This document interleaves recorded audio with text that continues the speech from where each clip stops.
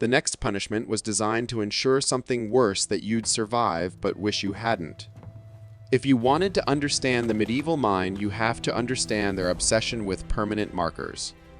In a world where people couldn't read, where identity was visual, marking someone's body was the ultimate form of record keeping. And for adulteresses, the marking was designed to be unmistakable. The laws are shockingly explicit.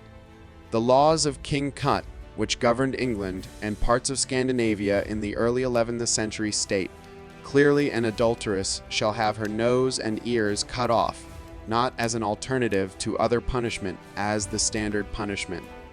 The law doesn't say may, it says shall. Let's walk through what this actually meant based on court records. The woman would be brought to a public square during winter months when cold made bleeding slower, but pain sharper. Sometimes she'd be tied to a post, sometimes held down by multiple men. A blacksmith or barber would perform the cutting people with the sharpest blades and steadiest hands. No anesthetic, no alcohol to dull the pain. In fact, some regions explicitly forbade giving the woman anything to bite on because her screams were part of the spectacle. The nose would be cut off first, not just the tip, but the entire nose cut back to the bone of the face. The cartilage would separate with a sound witnesses described as cracking. The amount of blood was tremendous. Women would choke on their own blood, which is why they'd often be held face down against the frozen ground. The ears would be cut off next, either partially or completely. Then the wounds would be cauterized with hot iron to stop the bleeding. The smell of burning flesh would fill the winter square, the contrast between frozen air and burning iron creating clouds of steam. The woman's screams would echo off frozen buildings. Here's a specific case from 1231 in a German town during February. A woman named Gertrude was accused by her husband of adultery with a traveling merchant. She denied it. He had no proof except his suspicion and the testimony of one neighbor who claimed to have seen them speaking alone. Under local law, this was enough for conviction. Gertrude's nose and ears were cut off in the town square. The Chronicle mentions almost as an aside that she had 3 children under the age of 7 who watched the mutilation in the February cold.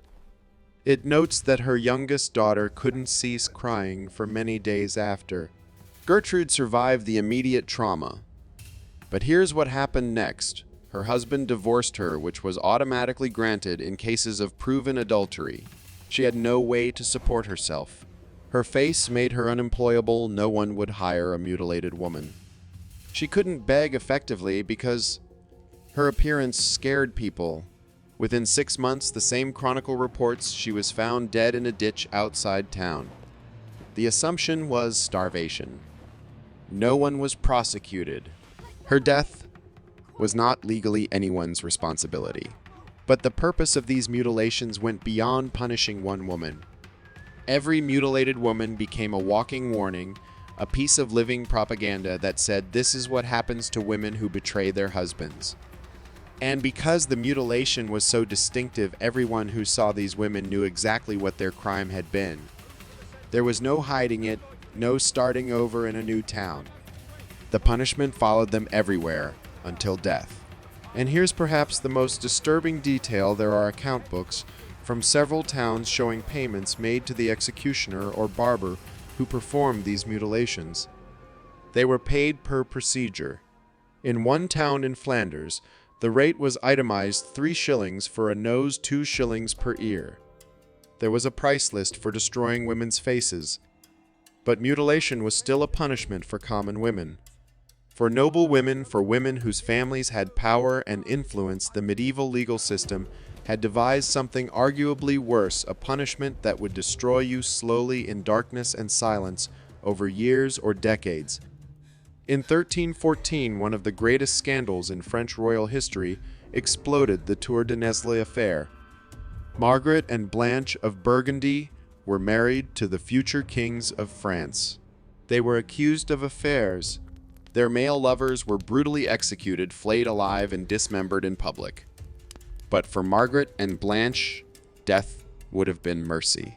Instead, they were sentenced to life imprisonment in separate fortress chambers, during the brutal winter of 1314. Here's what that actually meant based on architectural records. Margaret was locked in H-Toe Gillard in a chamber specifically prepared for her imprisonment. The room was small, maybe 10 feet by 10 feet. The walls were thick stone that held the winter cold. There was one narrow window too high to reach, and too narrow for a body to pass through. The door was sealed with an iron lock, and a small opening at the bottom allowed food to be passed through. Once a day, she received a tray. She was allowed no visitors, no letters, no news from the outside world.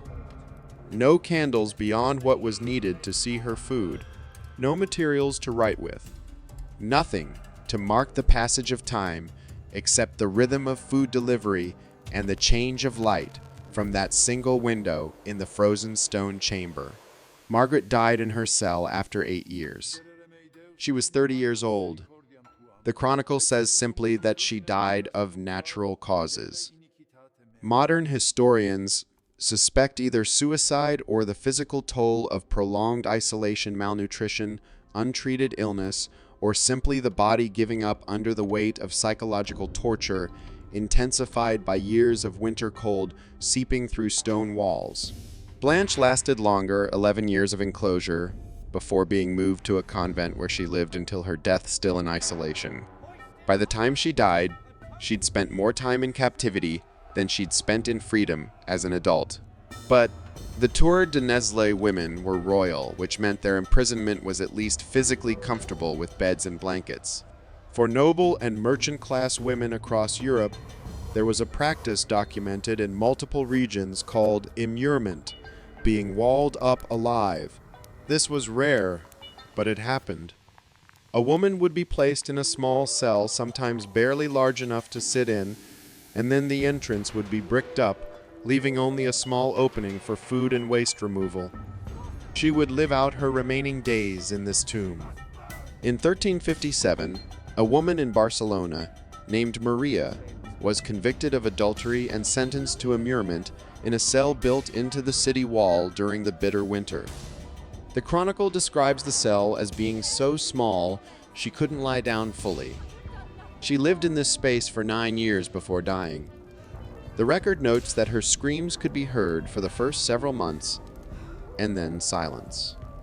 When they finally opened the cell to remove her body, they found she'd scratched messages into the stone walls with her fingernails worn down to bloody stumps. The messages were prayers mostly, and curses. The psychological impact of this level of isolation is something modern research is only beginning to understand. Solitary confinement for more than 15 days is now considered torture by human rights organizations. These women endured months, years, sometimes decades in frozen stone cells. Now let's talk about the men. Because while women were being drowned in frozen rivers, mutilated in winter squares, and buried alive for adultery, what was happening to the men, they allegedly committed adultery with, in most cases, a fine. Sometimes, banishment for a period. In rare cases, public penance, like wearing a sign. That's it. The double standard wasn't subtle. It was explicitly written into law. The Saxon Spiegel states that a man's adultery only counted if he was sleeping with another man's wife. If he was unmarried or if the woman was unmarried, it wasn't legally adultery for him. But for women, any sexual contact outside marriage was adultery. Full stop. The crime wasn't about the act itself. It was about the property violation. The men who participated in the actual punishment process, the judges, executioners, priests, who blessed the frozen water for drowning the crowds who threw stones through winter air, statistically many of these men had committed adultery themselves. The hypocrisy was the system. The cruelty was the point. And the message was clear: women's bodies were not their own. These weren't isolated incidents. They were systematic, legalized, and performed with full support of religious and secular authorities across Europe for centuries during those brutal winter months when cold became accomplice to institutional cruelty. If you want more historical reality that destroys comfortable myths, subscribe to Flow of History. We're just getting started revealing what actually happened behind the legends.